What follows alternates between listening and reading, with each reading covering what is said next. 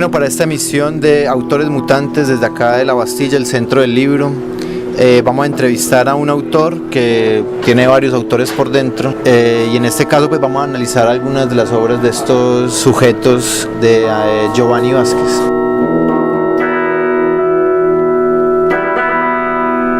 Parce, ¿te quieres presentar vos? Aje Vázquez, mucho gusto. Bueno, Giovanni, yo no sé, ya lo conocí, por ahí andaré guiando con la editorial y empezamos a compartir unos textos y de ahí pues empezó a surgir cierta afinidad, aunque los temas que tratamos siempre han sido muy distintos, pues sí, son de un corte muy distinto. La primera impresión que tuve fue de un escritor como muy barroco, como tratando de desempolvar ciertas formas de otras épocas, pero tal vez también adaptándolos al momento actual. Y la verdad nunca he podido entender mucho la diferencia entre sus autores, eso quizá pueda ir surgiendo durante la entrevista.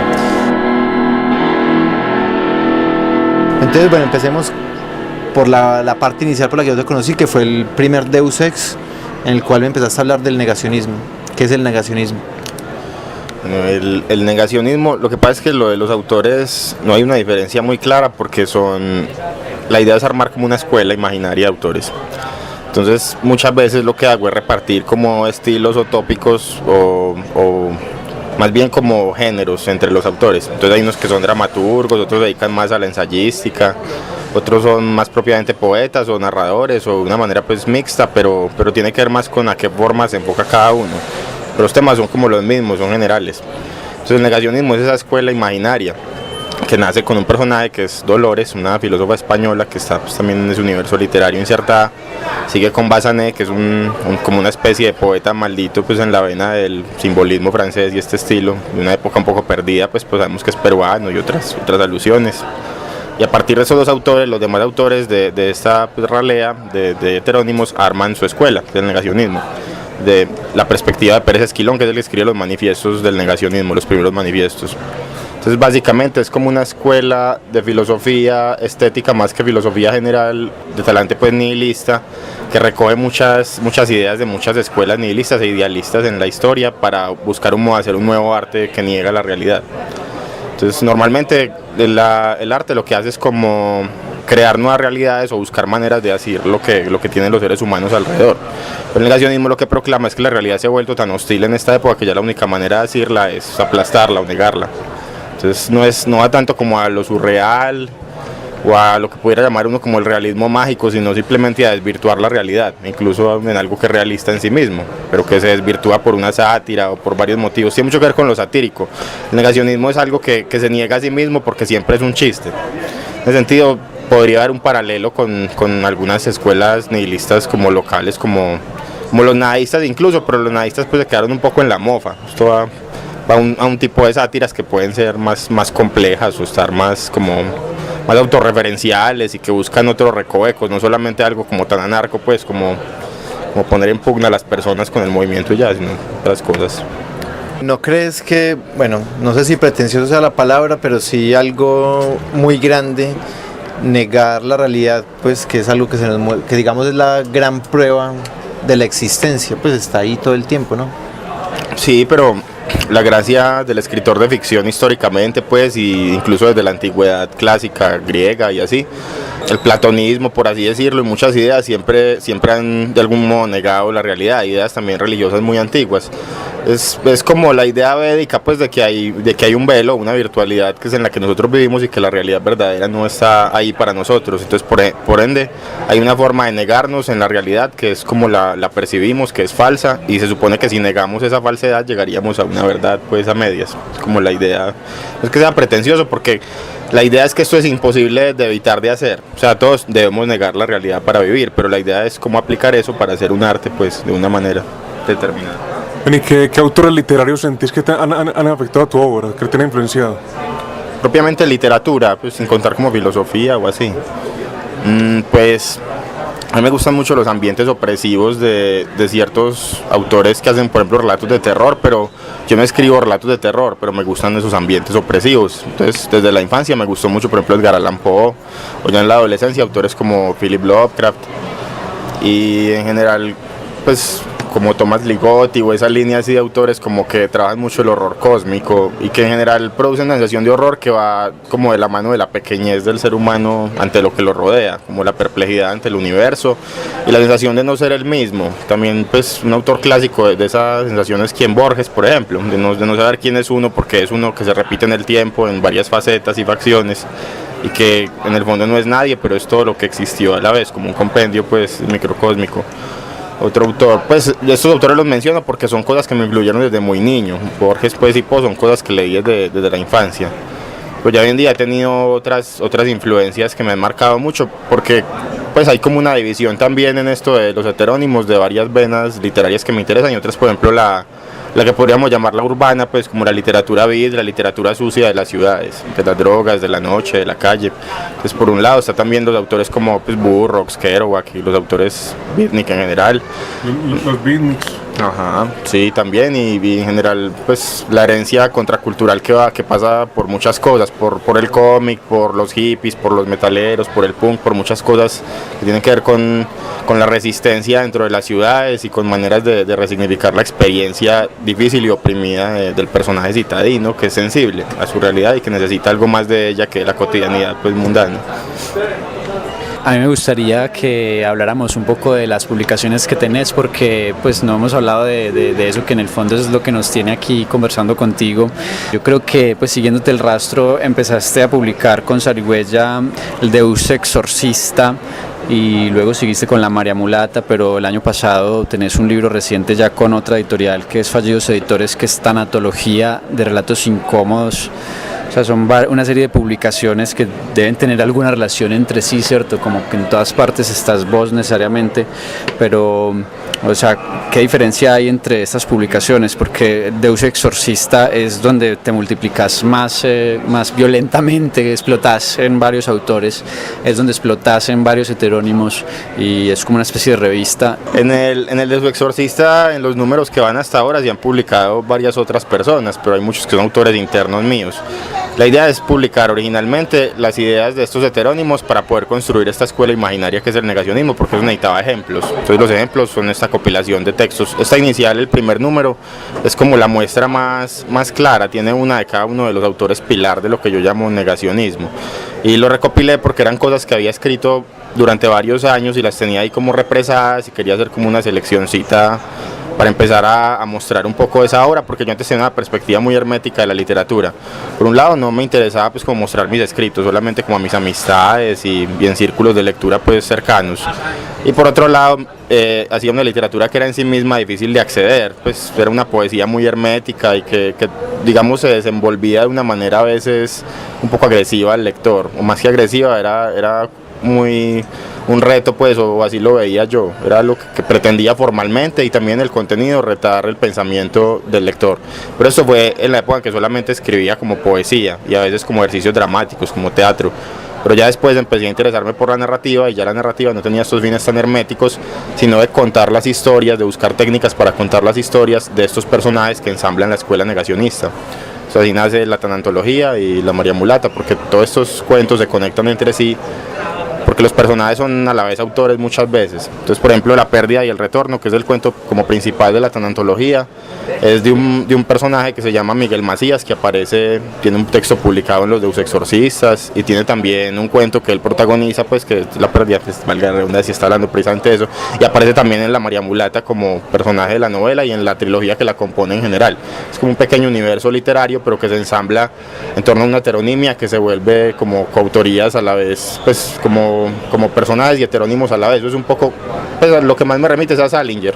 Salinger, los relatos de él muchas veces están atribuidos a personajes que aparecían en otros relatos, porque había algunos que eran escritores, pues me gustó eso, como mezclar la heteronimia con los simples personajes de ficción. Y bueno, con La María Mulata, como digamos, ¿cuál es el centro de la novela? ¿Qué es lo que mueve la novela? Pues hay como varios centros. Por un lado está, La María Mulata tiene una relación como temática y de contenido muy fuerte con la manera en que se publica. Entonces, por un lado está el sistema de señales o de casualidades que la ensamblan, que tiene que ver con las cosas que dice también el público a medida que la van leyendo, porque pues también esa era la idea de sacarla por entregas. Entonces, en la medida en que se retroalimenta la obra, ella misma se construye sobre esa base de peculiaridades o de asuntos que la rodean, pues como de cosas que emergen de los lectores y de las cosas que me van pasando casualmente en torno a la misma novela. Entonces, uno de los métodos de construcción como principales, y ya como temáticamente dentro de la novela, es una novela, por una parte, sobre la ciudad, pues sobre mis experiencias de la ciudad de la época universitaria sobre todo, y de ciertas personas que conocí muy peculiares con ciertos intereses. Como ya decía antes, pues esta novela explota un poco más ese lado beat, entonces, y pulp, entonces tiene mucho como de, digamos, una ultraviolencia a veces muy caricaturesca o ambientes muy turbios, pero tienen que ver con choquear un poco y con mostrar una Medellín simbólica en la que todos somos muy ajenos, a pesar de que todos estamos completamente inmersos en sus dinámicas. Todos salimos por un volado constantemente de esta Medellín. Pues háblanos un poco de tu relación con las drogas o de la relación de tus personajes con las drogas, que todos las disfrutan mucho y parece que se les abren unos mundos terribles. Lo que pasa es que históricamente la novela de Drogo, pues eso yo creo que viene desde siempre, desde El comedor de opio, pues, y Oscar Wilde y muchos autores del romanticismo que explotaron mucho estas ideas, o incluso algunos relatos de Edgar Allan Poe que tienen que ver con su dipsomanía. Pues en general el relato como desatinado, de drogo, de borracho existe desde muchos puntos de vista y desde hace mucho tiempo. Podríamos pensar que incluso desde las 1001 noches hay relatos de fumadores de opio y de gente que se intoxica y que tiene una relación rara con la realidad. Desde los 50 y 60 eso se ha vuelto un tópico con más pregnancia, pues, dentro de la literatura mundial, a partir de la literatura beat.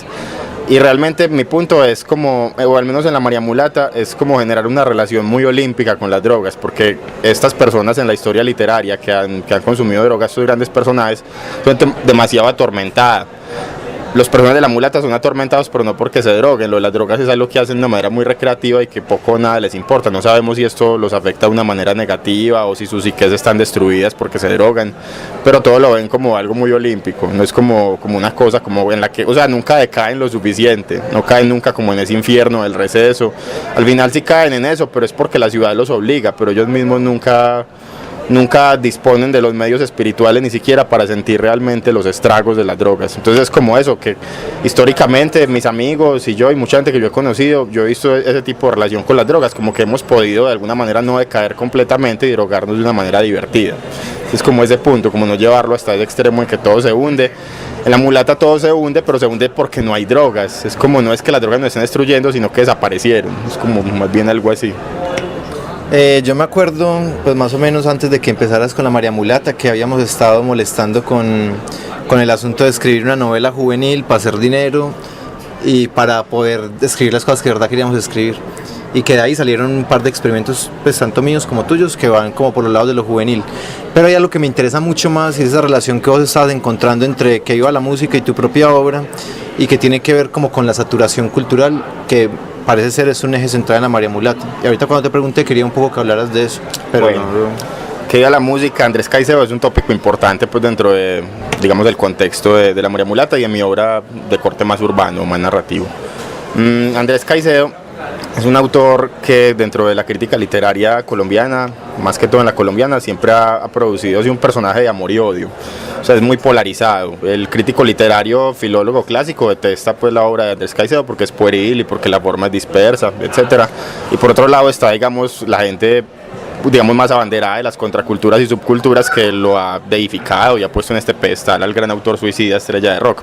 Pero pues Caicedo no es ni lo uno ni lo otro, es un autor interesante con sus propios matices, y lo que a mí me interesa de él es que para mí Caicedo es el, pues junto con las primeras obras de Elio Rosero, que también fue ese mismo parche, pues como de Caliwood y esta gente también cercano, es como la narrativa cinematográfica colombiana, los principios de esta nueva narrativa que tiene mucho que ver con el pulp y con una forma de expresión directa, como una patada en la cara de las cosas.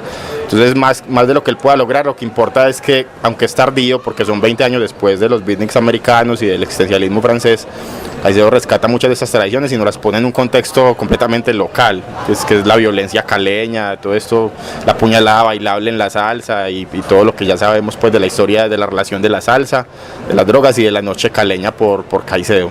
Entonces, ¿qué pasa? En la época de él, lo que ha tenido muy bonito las subculturas y contraculturas en la historia ha sido el intercambio de productos y de referentes. Los intercambios de fanzines, desde que existen los fanzines, los intercambios de casetes y de CDs de las bandas, pues siempre el circuito underground de la música, de la literatura, de la pintura, todo esto siempre ha implicado una serie como de intercambios muy bonitos de cosas que la gente hace, y esto es lo que le da su valor a estos productos más que la calidad que puedan tener, son las relaciones y las redes que la gente hace. Entonces en la época de Caicedo él se detiene mucho en esto, en intercambiar los LPs, en intercambiar referentes de música, intercambiar libros con la gente, y finalmente esto en Que Viva la Música es muy teso, porque María del Carmen, como protagonista, es una mujer desprovista de características psicológicas propias. Eso es parte de las cosas que hacen que la crítica deteste a Andrés Caicedo, que sus personajes son muy huecos psicológicamente. Pero eso es importante porque la narrativa de él tiene una influencia muy fuerte también, como la mía, de autores de cuentos de terror. Y el autor por excelencia de cuentos de terror para nuestra generación es Lovecraft. Y Lovecraft siempre hacía personajes psicológicamente vacíos, porque era como una protoforma en blanco en la que uno se paraba y podía identificarse completamente con los ambientes opresivos sin distraerse con las características de ese personaje. Vos simplemente estás puesto como en primera persona en un videojuego y estás viendo todo y viviéndolo directamente, y vos no sos nadie, o sea, ese no es nadie, sino que vos lo llenas de atributos y de sensaciones propias. Entonces él de alguna manera trasplantó esto, que es muy cinematográfico, a una escritura urbana que no es de horror, y lo que consiguió es un personaje que vive exclusivamente para la estimulación de sus sentidos y para obtener ciertos conocimientos de cosas que le interesan. Entonces este espíritu de coleccionista absoluto de referentes es una cosa que está muy viva en nuestra época, pero a diferencia de la época en que Caicedo lo hizo, en la época de él era muy difícil. O sea, para intercambiar, por ejemplo, entre disqueras, música de bandas, había que mandar todo por paquetería, y así era con todo, con las revistas, con la literatura, todo tenía que ser cartas que llegaban a los 2 o 3 meses a otro país, o incluso aquí dentro del mismo país. Era muy difícil hacer estos intercambios y eso los llenaba de un valor espiritual muy grande. Nosotros tenemos esta sed de coleccionismo, pero todas las referencias son muy fáciles de intercambiar por la red y por la globalización. Entonces estas cosas no nos valieron nada de alguna manera, y hemos intentado rescatar esta magia del intercambio y de la subcultura, pero rescatarla desde lo más vacuo, porque para nosotros fue fácil y el intercambio ha sido fácil y que llegue a nosotros es fácil. Entonces mientras que Caicedo tenía 20 canciones de rock, 20 canciones de salsa, y esto para él ha sido un mundo riquísimo de intercambios y 30 películas underground, nosotros tenemos 7000 películas, todas las bandas existentes desde que hay bandas, y por eso no tenemos nada. De alguna manera eso es la mulata, es como que perdimos finalmente en el proceso en que la subcultura se convirtió en la cultura hegemónica, y cómo eso en la globalización le quitó su valor metafísico a los productos, y ahora este intercambio es una cosa desbordada, libre y que no se importa. La mulata tiene que ver con algo que yo llamo literatura hipertextual, que es literatura para wikipediar. Son listas muy grandes de referentes y de cosas, pero también da la sensación de que todo está hueco, de que de alguna manera se perdió el sentido ahora que tenemos todos esos referentes abiertos y disponibles. Pues, no, dale. Yo creo que podríamos hablar con esta pregunta, y es: estás últimamente en una faceta en la escritura en la que estás escribiendo como vos mismo. O sea, pasaste de la exteriorización de esos autores internos a empezar a escribir desde Giovanni Vázquez. ¿A qué se debe eso? Lo que pasa es que dentro de esta imaginería de los heterónimos, pues el ortónimo que es Vázquez también es un personaje más. Tampoco ese Vázquez de mis autoficciones o de los poemarios que firmo como a Vázquez, tampoco son el Vázquez que va todos los días al trabajo, o que está en su casa viendo películas, o que hace cualquier cosa. Es un personaje más que yo creo, pero a diferencia de los otros lo creo desde mi historia personal más directamente, porque yo, a diferencia de muchos autores que son más anecdóticos y más de intentar retratar su propia vida, yo he querido construir una literatura más desde la literatura y desde el cine, y en general desde los referentes exteriores a ella, y no tanto desde cuestiones más personales. Es un acercamiento a eso, a buscar una manera de ser personal, pues también sin serlo, porque yo no podría ser absolutamente personal o autobiográfico, pero ser un poco más cercano a, digamos, lo que ha sido mi vida biográfica, la biografía de mi yo legal, pues por así decirlo. Entonces salió El Nulo, que es una especie instruccional poético. También los libros, al menos el caso de los poemarios ortónimos, son cosas que son más neutrales, no tienen posturas de pronto tan oscuras o tan apocalípticas como muchos de los otros heterónimos, sino que Vázquez es una persona que quiere expresar cosas de una manera más directa. no es tan hermético en su forma de concebir la poesía, ni tampoco es tan sucio en su manera de narrar hechos cuando los narra, sino que él simplemente tiene unas cosas que quiere decir y las dice lo mejor que puede. En este caso eso es como un instruccional, como una serie de consejos o de métodos de escritura. El último poemario pues es ortónimo. Sería muy bueno como preguntarte como dos cosas, una sobre el nuevo medio en el que estás circulando, ¿sí? O que sobre esta ciudad que estamos viviendo, donde salen tus cosas en pequeños fanzines y también en pues, pequeñas editoriales independientes como pues, las que estamos tratando de distribuir aquí. ¿Qué pensás de ese nuevo medio, digamos material físico? Y otra cosa como más íntima alrededor de la escritura, pues en una cabeza donde todo se dispersa de una manera tan misteriosa, tan oscura, tan hermética, que parte de un hermetismo. ¿Por qué persistir en la escritura? Bueno, entonces lo que usted pregunta está muy conectado. O sea, yo realmente me decidí a publicar mis obras porque vi que había un nuevo circuito de distribución de la literatura. Yo nunca estuve de acuerdo, más que de acuerdo, nunca estuve dispuesto a someterme como a los concursos y a las dinámicas de las editoriales. Nunca me ha gustado la burocracia, no me gustan los registros legales de las cosas, porque siempre he pensado que todo lo que tenga que ver con la legalidad y lo estatal y las normas de venta tradicionales enturbia de alguna manera como los procesos creativos. Yo creo que los mejores escritores son esa gente que escribió independiente de que eso se fuera a publicar o no, que escribieron sin saber si eso se iba a publicar, si alguien lo iba a leer, si alguien lo iba a comprar. Escribieron porque querían, porque no podían evitar escribirlo, y ya después eventualmente pues resultó quien lo publicara en vida de ellos o muertos. Entonces tiene mucho que ver, la ciudad se ha abierto mucho en la última década a propuestas independientes en general, y es también porque el medio como tradicional para hacer muchas cosas se ha vuelto obsoleto y soso y no le llega suficientemente al espíritu de lo que mucha gente quiere hacer en esta época, que pues como ya les decía, en nosotros es un poco ficticio pues porque nos llegó de una manera más hueca o más simple o menos luchada que a las generaciones anteriores, pues no quiere decir que no nos impulse, y parte de ese impulso es eso, hacer las cosas con las manos, intercambiarlas con los amigos, tiene mucho que ver con eso del hacer.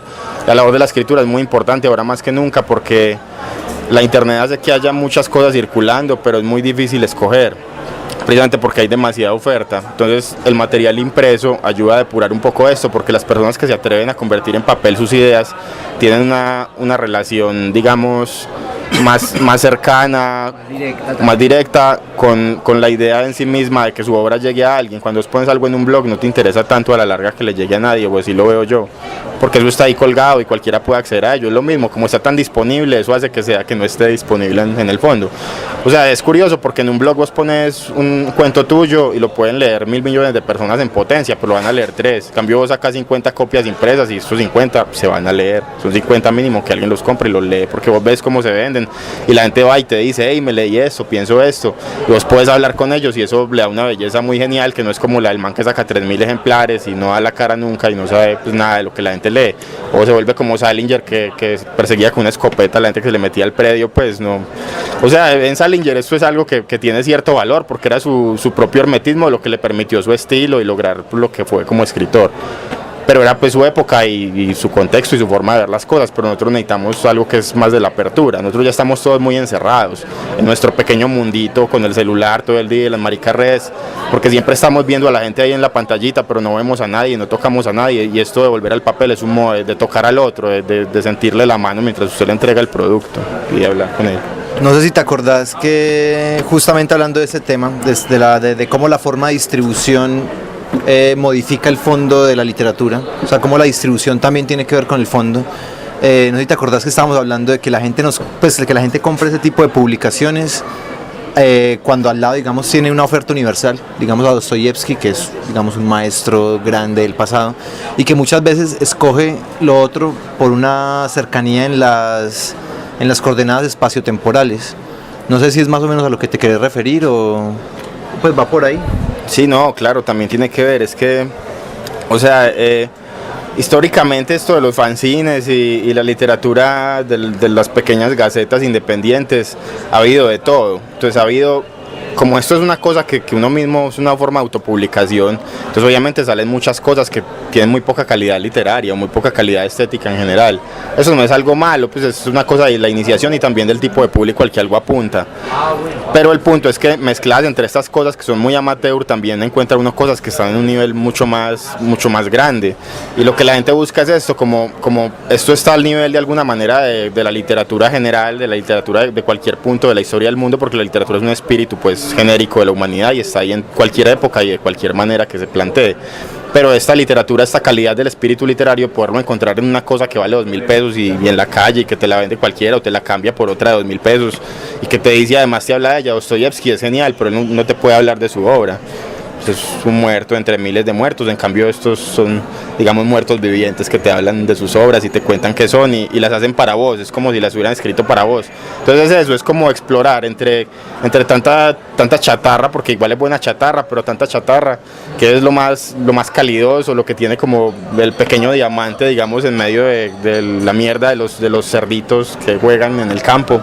Y ese es como el juego del coleccionista, es como buscar entre las piezas y encontrar cosas, y eso es algo que mucha gente la impacta y la emociona. También por eso hay un mercado hoy en día muy abierto. Bueno, nos despedimos. Acá en la librería tenemos del autor la Tarantología de Relatos Incómodos, el Deus Exorcista, el Nullus Ars Poesis, la María Mulata, y en el futuro Pegote y Angelus, la tercera parte de la trilogía. Por acá los esperamos en el Centro del Libro.